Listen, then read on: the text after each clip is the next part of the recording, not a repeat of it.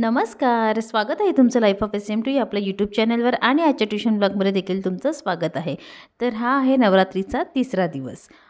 तर नेहमीप्रमाणे स्टुडंट्सनी मस्तपैकी बोर्ड सजवला होता, चॉकनी डेकोरेट केला होता आणि मस्तपैकी माझं फोटो सेशन केलं। कारण की स्टुडंटचं कसं असतं मुलांचं की टीचर छान दिसते मग एक फोटो काढा, मस्काच खूप मारत असतात।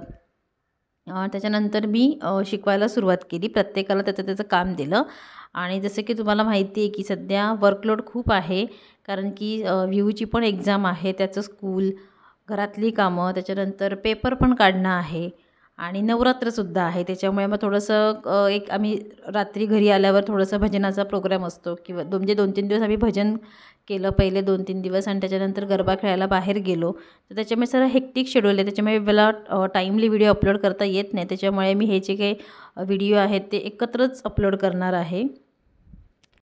तर चला बघूया आता मी कोणाला काय काम दिलं। तर सध्या स्कूलमध्ये सगळ्यांनाच रिव्हिजन वगैरे दिली जाते स्कूलमधून, जे एक्झामला येणार आहे त्यातलं मग म्हणजे पेपर पॅटर्न वगैरे दिला जातो। तर त्याप्रमाणे माझं पेपर काढणं सुरूच आहेच, पण त्याच अकॉर्डिंगली मी त्यांची प्रॅक्टिससुद्धा नोटबुकमध्ये घेत असते आणि नंतर मग आता 1 तारखेपासून मी त्यांना फायनली पेपर देणार आहे। तर त्याच्या आधी मला सगळे पेपर काढून तयार ठेवायचे आहेत।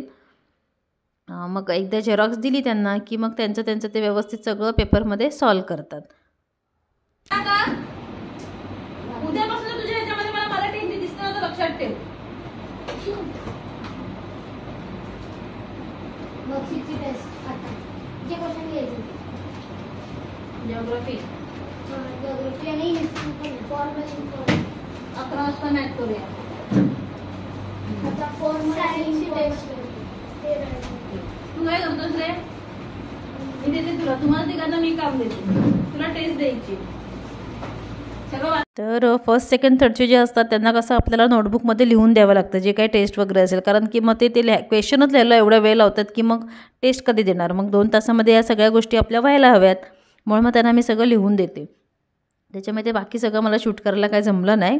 आता माझी दुपारची बॅच सुरू झालेली आहे, तर बघूया त्यांना काय दिले।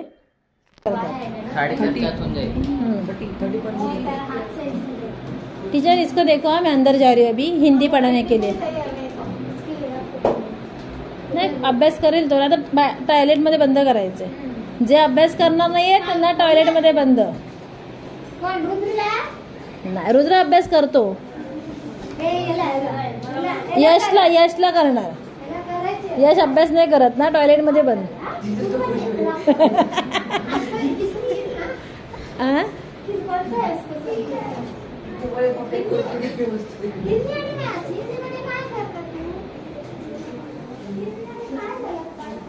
हसो मत, पढ़ो। चल सांग भूतकाळचे प्रकार, भूतकाल के भेद बताइए। ते का वाचत होता, मी तुम्हाला काय बोलले, तुम्ही ते ग्रामर वाचा, शिकवताना मग लक्षात येईल तुम्हाला। एक तर एकच सब्जेक्ट करायचा। प्रकार माहिती आहे? बोल। पूर्ण भूतकाळ, अपूर्ण भूतकाळ, सामान्य भूतकाळ। आपण हिंदीमध्ये शिकतो मग भूतकाल। बोल।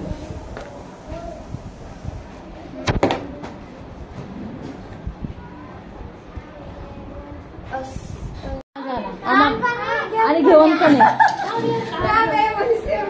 झालं, रडून झालं हिरा, म्हटलं रडून झालं असेल तर सांग।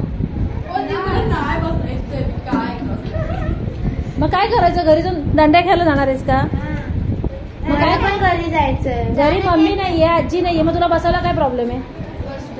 अरे एवढं टाइमपास करण्यापेक्षा अभ्यास झाला असता। तुला मी एवढ्या वेळ हे पण सांगते की थोडंसं बाहेर एक राऊंड मारून ये, असा मी जाऊ का? थोडंसं फ्रेश हो। नेक्स्ट नीट बघायचं, पहिला नंबर कोणता येतो, आपण स्मॉलेस्ट नंबर सांगितला ना, मग पहिला नंबर कोणता येतो याच्यामध्ये 1 2 3 4 बोलायचं। हा झाला, आपण ह्याच्यामध्ये बघतोय ना आता।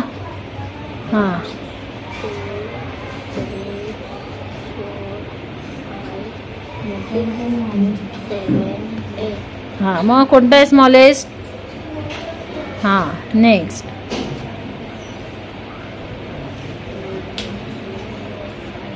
फटाफट बोलायचं।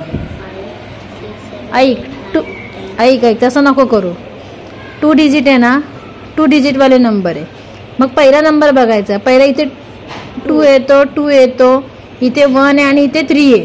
मग 2 1 3 मध्ये कोणता छोटा आहे? 2 1 3 मध्ये कोणता छोटा नंबर आहे? स्मॉलेस्ट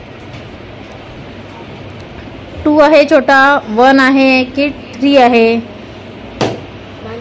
1 छोटा आहे. म्हणजे मग 18 वाला नंबर छोटा. कळलं?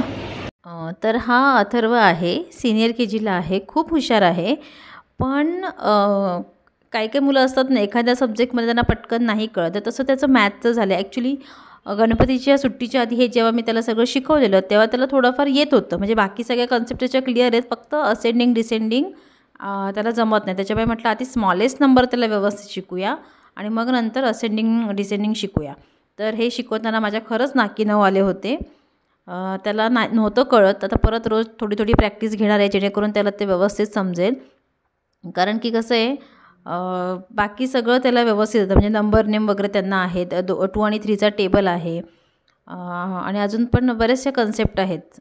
तर ते त्याला बरोबर जमतं. पण असेंडिंग डिसेंडिंगमध्ये तो थोडासा कन्फ्यूज होत आहे. म्हणून शिकवताना जरा मला त्रास झाला होता. त्याने थोडे फटके पण खाल्ले होते. तर ठीक आहे, आपल्या रागावर कंट्रोल हा करावाच लागणार आहे. मारून उपयोग नाही आहे, कारण की सगळीच मुलं मारून नाही ऐकत. काही मुलांना प्रेमाने घ्यावं लागतं, तर त्याला प्रेमाची गरज आहे. तर आता मी याच्यापुढे लक्षात ठेवेन ह्या गोष्टी. आणि ती जी राजवी आहे रडत होती. तर काही मुलांचं कसं असतं की त्यांना जास्त वेळ क्लासमध्ये बसायला नाही जमत. पण मग घरी जाऊन पण काही मुलं अभ्यास करत नाही, टाईमपास करत असतात. मग पॅरेंट्सची डिमांड असते की त्यांनी क्लासमध्ये बसूनच अभ्यास करायचा. आणि बऱ्याचदा मी जे होमवर्क देते तो सुद्धा करून येत नाहीत काही मुलं. मग मी बऱ्याच मुलांना ना असं क्लासमध्ये थांबून ठेवते. आपल्याकडे जागा पण आहे, त्याच्यामुळे एवढा काही मोठा प्रॉब्लेम येत नाही. आणि थांबून मारण्यापेक्षा मग मला हा उपाय जास्त बेटर वाटतो. मोठ्या मुलांना काय मारायचं ना, त्यांना त्यांचं कळलं पाहिजे की आपल्याला हा अभ्यास एवढ्या वेळात कंप्लीट केला पाहिजे. आणि सगळी मुलं ना अभ्यासामध्ये तशी हुशार आहेत. असं नाही की कोणाला काही येत नाही वगैरे, पण अभ्यास करायला काही काही जण मागत नाहीत. म्हणून मग मीच थांबून ठेवते. तर आता ह्या सगळ्यांना मी जे त्यांची जी रिव्हिजन आहे त्याप्रमाणेच सगळं घेत असते. हे सगळे स्टेट बोर्डचे स्टुडंट्स आहेत या बॅचला बरेचसे संध्याकाळच्या. त्याच्यानंतर ह्याला रीडिंग करायला सांगितली होती हिंदीची पोयम. म्हटलं बाय हॅट कर, कारण एक्झामला आता ओरल एक्झामला सगळ्याच स्कूलमध्ये सेमिस्टरला ओरल एक्झामला विचारतात. पोयम रीडिंग असते, टेबल्स असतात. तर ते सुद्धा मी साईड बाय साईड मुलांना करायला सांगत असते. शक्यतो क्लासमध्ये नाही घेत, त्यांना घरीच करायला सांगते. मग इकडे येऊन ओरल वगैरे घेते, कारण की ओरलचं पण जर आपण करत बसलं तर मग रिटर्नचं राहतं. कारण 2 तासामध्ये आपण किती आणि काय काय घेणार ना, त्याच्यामुळे घरीसुद्धा थोडासा मुलांना अभ्यास करावाच लागतो. 32 रफ कर. तो झालं का? 9 + 6 किती येतं? अजून नाही केलं. 9 मनात ठेव. तर हा व्हिडिओ तुम्हाला कसा वाटला मला नक्की कमेंट करून सांगा. आणि तुमच्या काय प्रतिक्रिया असतील तर त्या देखील सांगा. व्हिडिओ पाहिल्याबद्दल धन्यवाद.